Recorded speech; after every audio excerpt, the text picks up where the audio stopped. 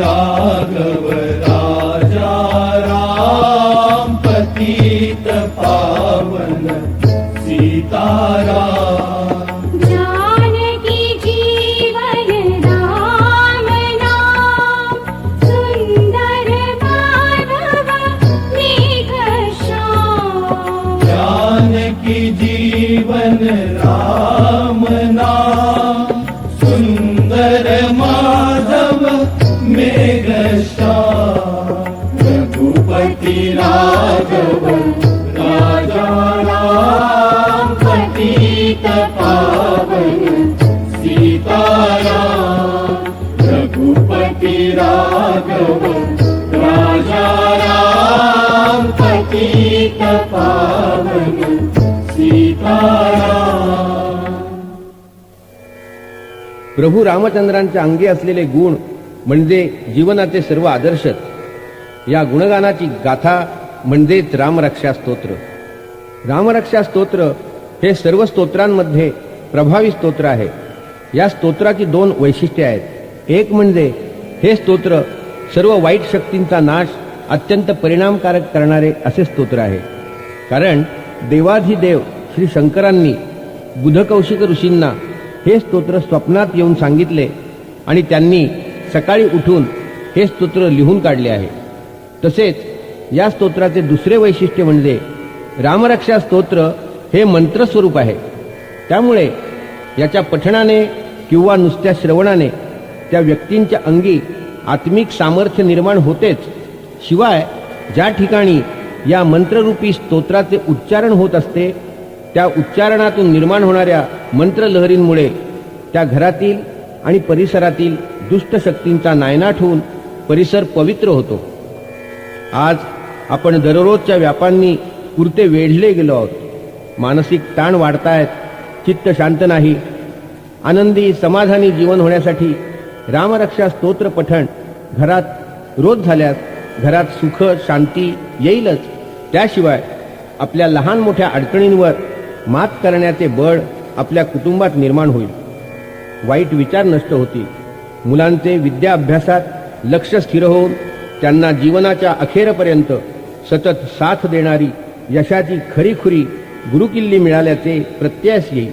सर्व दुःख अरिष्ट नष्ट होऊन उत्तम आरोग्य, दीर्घायुष्य, विद्या, विजय, सुख, ऐश्वर्य प्राप्त व्हावे यासाठी मुलामुलींना लहानपणापासूनच या स्तोत्राच्या दररोज पठणाची सवय लावून आपण त्यांना आवश्यक असणारा उत्तम धार्मिक संस्कार घडवावा.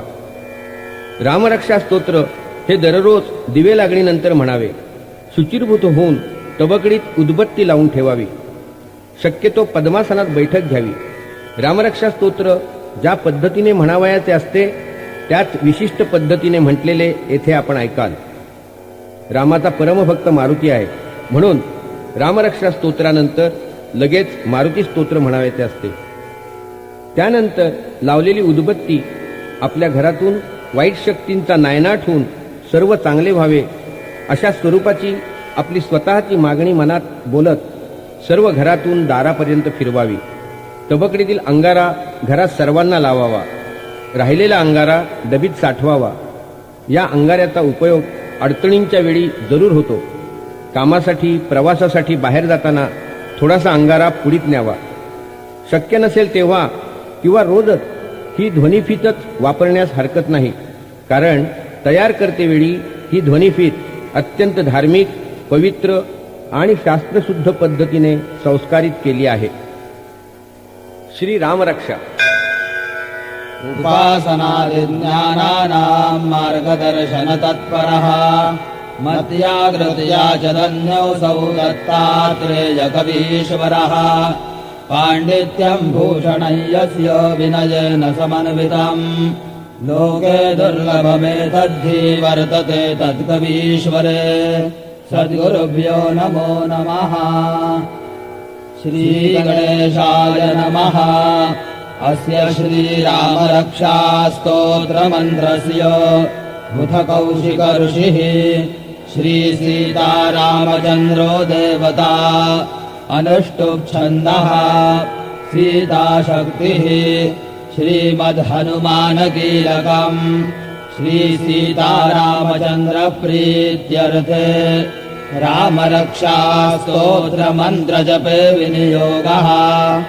अथ ध्यानम् ध्यायेदाजानुबाहुन् धृतशरधनुषम् बद्धपद्मासनस्थम् पीतम् वासो वसानन् नवकमलदलस्पर्धिनेत्रम् प्रसन्नम् वामाङ्गारूढसीता मुखकमलमिलल् लोचनम् नीरदाभन् नानालङ्कारदीप्तम् दधतमुरुजटा मण्डलम् रामचन्द्रम् इति ध्यानम् चरितम् रघुनाथस्य शतकोटिप्रविस्तरम् एकैकमक्षरम् पुंसाम् महापातकनाशनम् ध्यात्वा नीलोत्पलश्यामौ रामौ राजीवलोचनम् जानकी लक्ष्मणोपेतन् जटामुकुटमण्डितम् सासितूणधनुर्बाण पाणिन्नक्तम् चरान्तकम् स्वलीलया जगत्रातु माविर्भूतमजम् विभुम् रामरक्षाम् पठेत्राज्ञः पापग्नीम् सर्वकामदाम् शिरो मे राघवः पातु भालम् दशरथात्मजः कौसल्येयो दृशौ पातु विश्वामित्रप्रियश्रुति घ्राणम् पातु मखत्राता मुखौ सौमित्रिवत्सलः जिह्वाम् विद्यानिधिः पातु कण्ठम् भरतवन्दितः स्कन्धौ दिव्यायुधः पातु भुजौ भग्नेशकार्मुकः करौ सीतापतिः पातु हृदयम् जामदग्न्यजित् मध्यम् पातु खरध्वंसी नाभिम् जाम्बवराश्रयः सुग्रीवेशः कटी पातु सक्थिनी हनुमत्प्रभुः ऊरू रघूत्तमः पातु रक्षः कुलविनाशकृत जानुनी सेतुकृत् पातु जङ्घे दशमुखान्तकः पादौ विभीषणश्रीदः पातु रामोऽखिलम् वपुः एताम् रामबलोपेताम् रक्षाय सुकृती पठेत् सचिराय सुखी पुत्री विजयी विनयी भवेत् पातालभूतलव्योम चारिणश्छद्मचारिणः न द्रष्टुमपि शक्तास्ते रक्षितम् रामनामभिः रामेति रामभद्रेति रामचन्द्रेति वा स्मरन् नरो न लिप्यते पापैर्भुक्तिम् मुक्तिम् च विन्दति जगज्जयित्रैकमन्त्रेण रामनाम्नाभिरक्षितम् यः कण्ठे धारयेत् तस्य परस्थाः सर्वसिद्धयः वज्रपैंजरनामेदै यो रामकवचम् स्मरेत् अव्याहताज्ञः सर्वत्र लभते जयमङ्गलम् आदिष्टवान् यथा स्वप्ने रामरक्षामि मां हरः तथा लिखितवान् त्रातः प्रबुद्धो बुधकौशिकः आरामः कल्पवृक्षाणाम् विरामः सकलापदाम् अभिरामस्त्रिलोकानाम् राम श्रीमान् स नः प्रभुः करुणौ रूपसम्पन्नौ सुकुमारौ महाबलौ पुण्डरीकविशालाक्षौ चीरकृष्णाजिनाम्बरौ फलमूलाशिनौ दान्तौ तापसौ ब्रह्मचारिणौ पुत्रौ दशरथस्यैतौ भ्रातरौ रामलक्ष्मणौ शरण्यौ सर्वसत्त्वानां श्रेष्ठौ सर्वधनुष्मताम् रक्षः कुलनिहन्तारौ त्रायेतान्नो रघूत्तमौ आत्तसज्जधनुषा विशुस्पृशा वक्षया शुकनिषङ्गसङ्गिनौ रक्षणाय मम रामलक्ष्मणा वग्रतः पथि सदैव गच्छताम् सन्नद्धः कवची खड्गी चापबाणधरो युवा गच्छन् मनोरथोऽस्माकौ रामः पातु स लक्ष्मणः रामो दाशरथिः शूरो लक्ष्मणानुचरो बली काकुत्स्थः पुरुषः पूर्णः कौसल्येयो रघूत्तमः वेदान्तवेद्यो यन्नेशः पुराणपुरुषोत्तमः जानकीवल्लभ श्रीमान् अप्रमेयपराक्रमः इत्येतानि जपन्नित्यम् मद्भक्तश्रद्धयान्वितः अश्वमेधाधिकम् पुण्यौ सम्प्राप्नोति न संशयः रामम् दूर्वादलश्यामम् पद्माक्षम् पीतवाससम् स्तुवन्ति नामभिर्दिव्यैर्न ते संसारिणो नराः रामम् लक्ष्मणपूर्वजौ रघुवरौ सीतापतिं सुन्दरम् काकुत्स्थम् करुणार्णवम् गुणनिधिं विप्रप्रियम् धार्मिकम् राजेन्द्रौ सत्यसन्धन् दशरथतनयौ श्यामलौ शान्तमूर्तिम् वन्दे लोकाभिरामौ रघुकुलतिलकौ राघवौ रावणारिम् रामाय रामभद्राय रामचन्द्राय वेधसे रघुनाथाय नाथाय सीतायाः पतये नमः श्रीराम राम रघुनन्दन राम राम श्रीराम राम भरताग्रज राम राम श्रीराम राम रणकर्कश राम राम श्रीराम राम शरणम् भव राम राम श्रीरामचन्द्रचरणौ मनसा स्मरामि श्रीरामचन्द्रचरणौ वचसा गृह्णामि श्रीरामचन्द्रचरणौ शिरसा नमामि श्रीरामचन्द्रचरणौ शरणम् प्रपद्ये माता रामो मत्पिता रामचन्द्रः स्वामी रामो मत्सखा रामचन्द्रः सर्वस्वम् मे रामचन्द्रो दयालुर्नान्यम् जाने नैव जाने न जाने दक्षिणे लक्ष्मणो यस्य वामे तु जनकात्मजा पुरतो मारुतिर्यस्य तं वन्दे रघुनन्दनम् लोकाभिरामौ रणरङ्गधीरौ राजीवनेत्रौ रघुवंशनाथम् कारुण्यरूपम् करुणाकरन्तौ श्रीरामचन्द्रौ शरणम् प्रपद्ये मनोजवम् मारुततुल्यवेगम् जितेन्द्रियम् बुद्धिमताम् वरिष्ठम् वातात्मजम् वानरयूथमुख्यौ श्रीरामदूतौ शरणम् प्रपद्ये पूजन्तौ राम रामेति मधुरम् मधुराक्षरम् आरुह्य कविताशाखाम् वन्दे वाल्मीकिकोकिलम् आपदामपहर्तारम् दातारौ सर्वसम्पदाम् लोकाभिरामौ श्रीरामम् भूयो भूयो नमाम्यहम् भर्जनम् भवबीजानाम् अर्जनौ सुखसम्पदाम् गर्जनय्यमदूतानाम् राम रामेति गर्जनम् रामो राजमणिः सदा विजयते रामौ रमेशम् भजे रामेणाभिहता निशाचरचमू रामाय तस्मै नमः रामा नास्ति परायणम् परतरौ रामस्य दासोऽस्म्यहम् रामे चित्तलयः सदा भवतु मे भो राम मामुद्धर राम रामेति रामेति रमे रामे मनोरमे सहस्रनाम तत्तुल्यौ राम नाम वरानने इति श्रीबुधकौशिकविरचितम् श्रीरामरक्षास्तोत्रमन्त्रसम्पूर्णम् श्रीसीतारामचन्द्रार्पणमस्तु। श्रीमारुतिस्तोत्र भीमरूपी महारुद्रा वज्र हनुमान मारुति वनारी अंजनी सूता रामदूता प्रभञ्जना महाबली प्राणदाता सकला औषधी बळे सौख्यकारी दुःखहारी दूत वैष्णवगायका दीननाथा हरिरूपा सुन्दरा जगदन्तरा पाताल देवता हन्ता भव्य सिन्दूरलेपना लोकनाथा जगन्नाथा प्राणनाथा पुरातना पुण्यवन्ता पुण्यशीला पावना परितोषका ध्वजाङ्गे उचली बाहो आवेशे लोटलापुडे काळाग्निकाळरुद्राग्निलेखता कापती भये ब्रह्माण्डे मायिलीनेणो आवळे दन्तपङ्गती नेत्राग्निचालिल्या ज्वाळा भ्रुकुटी दाठिल्या बळे उच्छते मुरडिले माथा किरीटी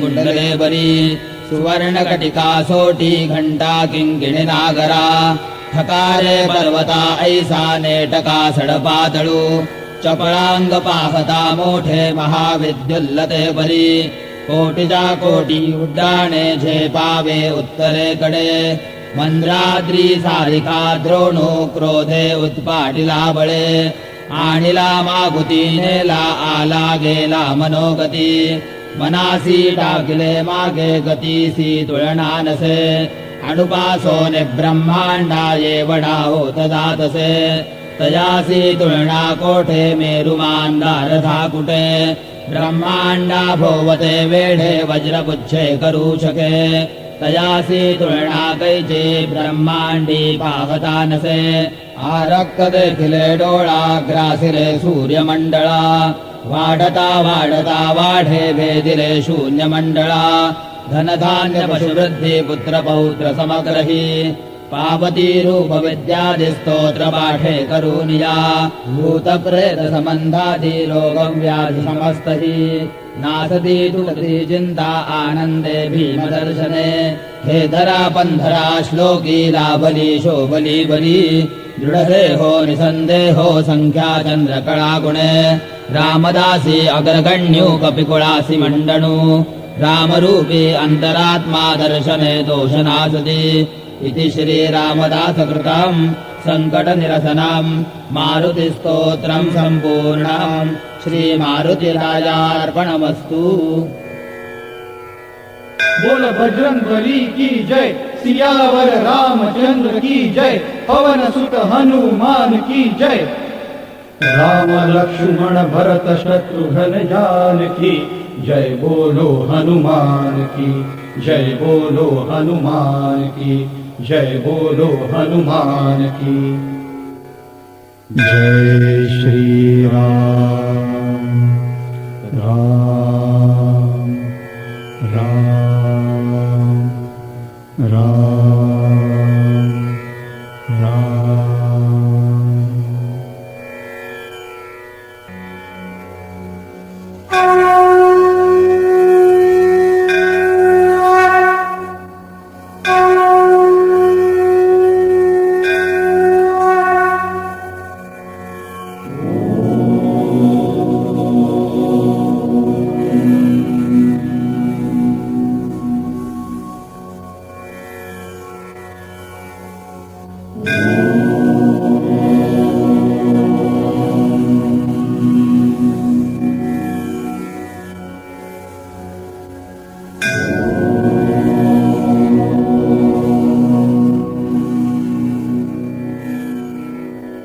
आपण ऐकलेले रामरक्षा स्तोत्र हे संपूर्ण संस्कृत श्लोकात आहे। या श्लोकांचा अर्थ समजल्याशिवाय याचे महात्म्यही समजणार नाही आणि ते समजल्याशिवाय पठणाची ओढ आणि गोडीही लागणार नाही। म्हणूनच या श्लोकांचा सारांश रूपाने अर्थ आपण जरूर ऐकावा। श्रीराम श्रीराम श्रीराम श्रीराम श्रीराम श्रीराम। श्री गणेशाय नमः। अस्य श्रीरामरक्षास्तोत्रमन्त्रस्य बुधकौशिक ऋषिः श्री सीतारामचन्द्रो देवता अनुष्टुप् सीताशक्तिः श्रीमद्हनुमानकीलकम्। श्री सीतारामचन्द्रप्रीत्यर्थे रामरक्षास्तोत्रमन्त्रजपे विनियोगः। अथ ध्यानम् ध्यायेदाजानुबाहुम् धृतशरधनुषम् बद्धपद्मासनस्थम् पीतम् वासोवसानम् नवकमलदल स्पर्धनेत्रम् प्रसन्नम् वामाङ्कारूढसीता मुखकमलमिलल् लोचनम् नीरदाभम् नानालङ्कारदीप्तम् दधतमुर्जटा मण्डलौ रामचन्द्रम्। येथे सुरुवातीस श्री रामरक्षा स्तोत्र रूपी मंत्र आपण म्हणणार आहोत असे सांगितले असून आजानुबाहू श्री रामाच्या तेजस्वी शरीराचे वर्णन करून प्रभू रामचंद्राचे ध्यान प्रारंभी करावे असे आवाहन केले आहे। इति ध्यानम् चरितम् रघुनाथस्य शतकोटिप्रविस्तरम् एकैकमक्षरम् पुंसाम् महापातकनाशनम् ध्यात्वा नीलोत्पलश्यामम् रामौ राजीवलोचनम् जानकी लक्ष्मणोपेतम् जटामुकुटमण्डितम् सासितून धनुर्बाण पाणिं नक्तं चरान्तकम् स्वलीलया जगत्रातुम् आविर्भूतमजं विभुम्. जन्मरहित आणि सर्व व्यापक परमेश्वर या जगाचे रक्षणार्थ श्री रामाच्या रूपाने अवतरला असून रामाचे 100 कोटी श्लोकांचे चरित्र इतके तेजस्वी आहे की त्यातील एक एक अक्षरही महापातकांचा नाश करणारे आहे. यासाठी रामरक्षां पठेत् प्राज्ञा पापग्निं सर्वकामदां शिरो मे राघवः पातु बालं दशरथात्मजः. म्हणजेच सुज्ञांनी श्री रामचंद्राचे ध्यान करून पापांचा नाश करणारी आणि सर्व मनकामना पूर्ण करणारी रामरक्षा नित्य नेमाने म्हणावी असे सांगून कौसल्ययो दृशौ पातु विश्वामित्र प्रियश्रुति घ्राणं पातु मखत्राता मुखं सौमित्रिवत्सलः जिह्वां विद्यानिधिः पातु कण्ठं भरतवन्दितः स्कन्धौ दिव्यायुधः पातु भुजौ भग्नेशकार्मुकः करौ सीतापतिः पातु हृदयं जामदग्नजित मध्यं पातु खरध्वंसी नाभिं जाम्बवदाश्रयः सुग्रीवेशः कटी पातु शक्तिनी हनुमत्प्रभु ऊरूरभूतमः पातु रक्षः कुलविनाशकृत जानुनी सेतुकृत् पातु जङ्गे दशमुखान्तकः पादौ विभीषणश्रीद पातु रामोऽखिलं वपुः. या श्लोकातून धर्मवीर शूरवीर कर्तव्यदक्ष श्रीरामाने आपल्या शरीराच्या प्रत्येक अवयवाचे रक्षण करावे अशी आळवणी आपण व्यक्त करतो. पुढचे 5 श्लोक मुख्य रामरक्षा स्तोत्र समजले जाते. एतां रामबलोपेतां रक्षां यः सुकृती पठेत् सचिरायुः सुखी पुत्री विजयी विनयी भवेत्. जो मनुष्य या सामर्थ्यवान रामरक्षेचे पठण करेल त्याला दीर्घायुष्य सुख पुत्र विजय तसेच विनय प्राप्त होईल. पाताल भूतल व्योम चारिणश्छद्मचारिणः न द्रष्टुमपि शक्तास्ते रक्षितं रामनामभिः. कोठेही पाताळात पृथ्वीवर किंवा आकाशात संचार करणाऱ्या दुष्ट मायावी शक्ती रामनामाने रक्षण केलेल्या व्यक्तीकडे पाहण्याची हिंमत सुद्धा करू शकत नाही. रामेति रामभद्रेति रामचंद्रेति वा स्मरन् नरो न लिप्यते पापे भुक्तिं मुक्तिं च विन्दति. श्रीराम श्री रामभद्र श्री रामचंद्र ह्या नावांच्या उच्चारणाने स्मरणाने सुखोपभोगासह मुक्ती मिळते. जगज्जैत्रैकमन्त्रेण रामनाम्नाभिरक्षितं यः कण्ठे धारयेत् तस्य करस्थाः सर्वसिद्धयः. श्री रामनाम हा जगामध्ये जय प्राप्त करून देणारा श्रेष्ठ मंत्र आहे. या रामनामाने अभिरक्षित केलेली कोणतीही वस्तू रामरक्षेचा रामनामाने मंतरलेला अंगारा वगैरे जो गळ्यामध्ये धारण करील त्याला सर्व सिद्धी प्राप्त होतील. वज्रपैञ्जरनामेदं यो रामकवचं स्मरेत् अव्याहताज्ञः सर्वत्र लभते जयमङ्गलम्.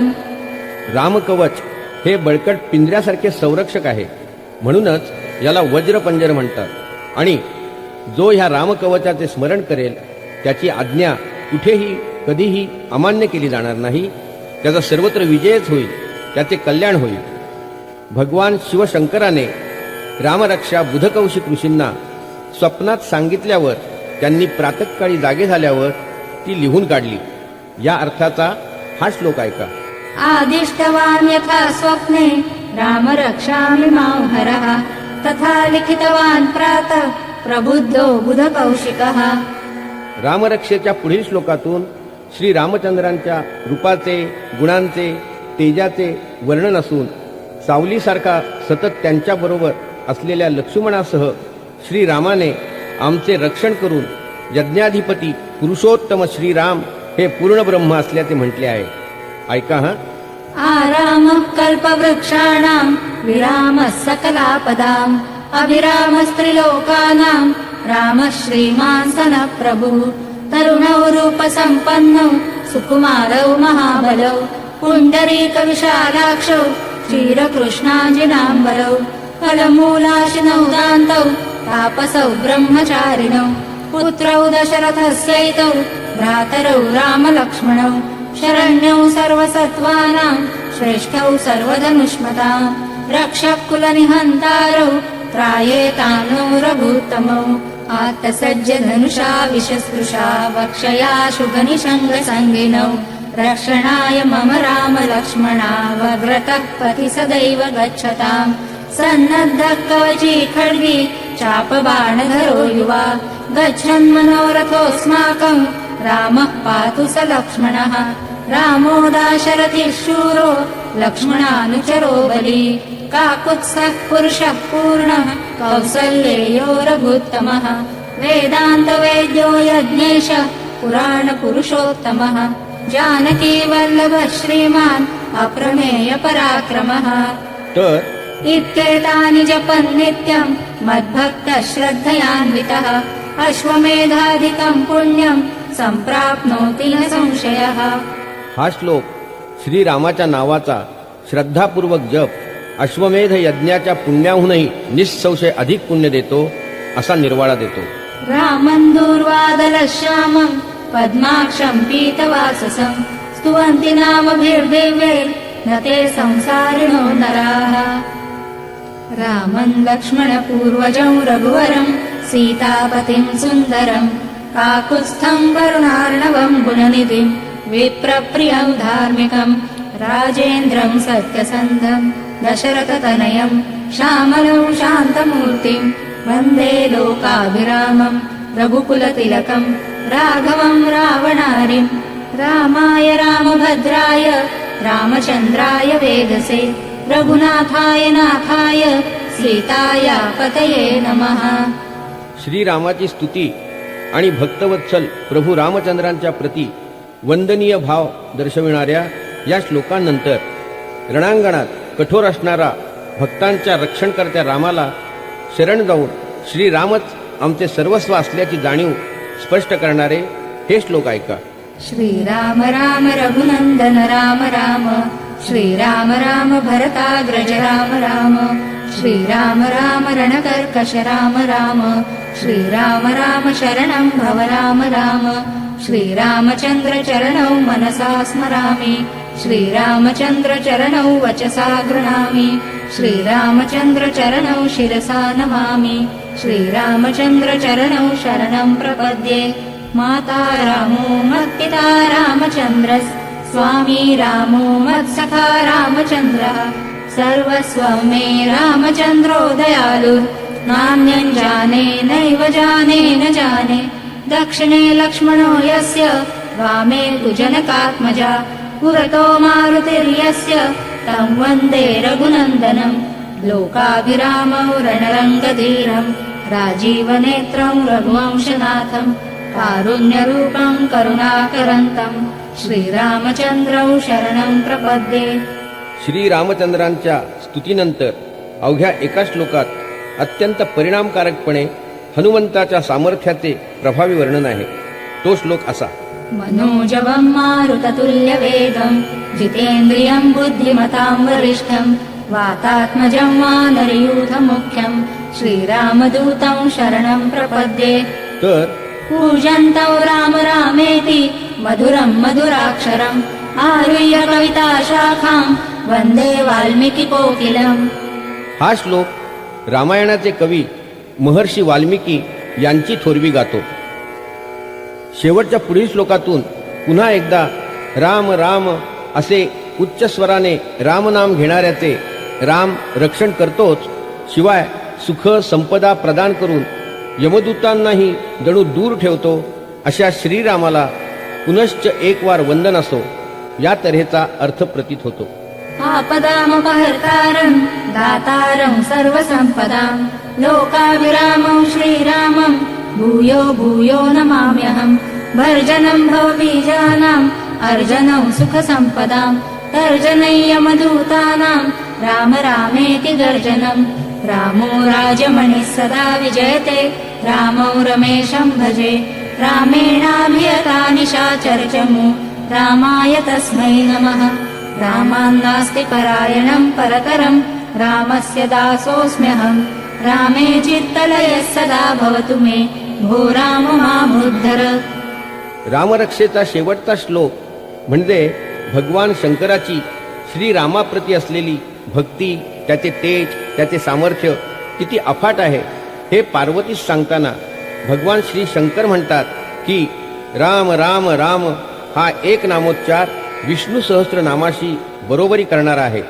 तो श्लोक राम रामेति रामेति रमे रामे मनोरमे सहस्रनाम तत्तुल्यं राम नाम वरानने इति श्री बुधकौशिक विरचितं श्रीराम रक्षा स्तोत्र मंत्र संपूर्णं श्री सीतारामचंद्रार्पणमस्तु.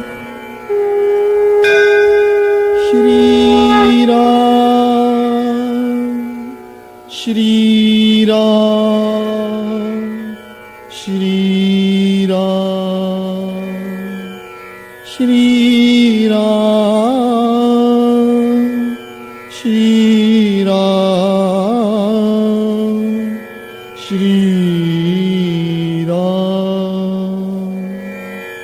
परम रामभक्त श्री रामदास स्वामी यांनी आपल्या कवनांमधून व्यक्त केलेली रामभक्ती नित्य नेमाने श्रवण करण्यासारखी आहे. प्रातस्मरण. प्रभाते मनी राम चिंतित जावा, पुढे वैखरी राम आधी वदावा. सदाचार हा थोर सांडू नयेतो, जनितो चितो मानवी धन्य होतो. घनश्याम राम लावण्य रूपी, महाधीर गंभीर पूर्ण प्रतापी. करी संकटी सेवकाचा कुडावा, प्रभाते मनी राम चिंतित जावा. करुणा. अनुदिनानुतापे तापलो राम राया, परमदिन दयाळा नीरसी मोहमाया. अचपळ मन माझे नावरे आवरिता, तुझ विणसिण होतो धावरे धावता. श्री राम मंत्राचा श्लोक. नको शास्त्र अभ्यास व्युत्पत्ती मोठी, जडे गर्वताठा अभिमान पोटी. कसा कोणता नेणवे आज पारे, हरे राम हा मंत्र सोपाज पारे. आणि आता ऐका एक श्लोकी रामायण अर्थात श्री रामचरितम. आदौ राम तपोवनादिगमनं, हत्वा मृगं काञ्चनं. वैदेही हरणं जटायुमरणं, सुग्रीव सम्भाषणं. वाली निर्दलनं समुद्रतरणं, लङ्कापुरी दाहनं. पश्चात् रावण कुम्भकर्णहननम्, एतद्धि रामायणम्. या ध्वनिफितीच्या निर्मितीची संकल्पना बाजारू वृत्तीची नाही. मी स्वतः गेली 50 वर्षे वयाच्या 8व्या वर्षापासून नित्य नेमाने रामरक्षा स्तोत्राचे पठण करतो. त्या स्वानुभवातून एका सामाजिक जाणीवेने प्रवृत्त होऊन सर्वांना मनस्वास्थ्य आणि आरोग्य दीर्घायुष्य मिळावे या कृतज्ञतेच्या भावनेतून या ध्वनिफितीची निर्मिती आहे. या रामभक्ताचे हे भाव आपण ध्यानी घ्यावेत.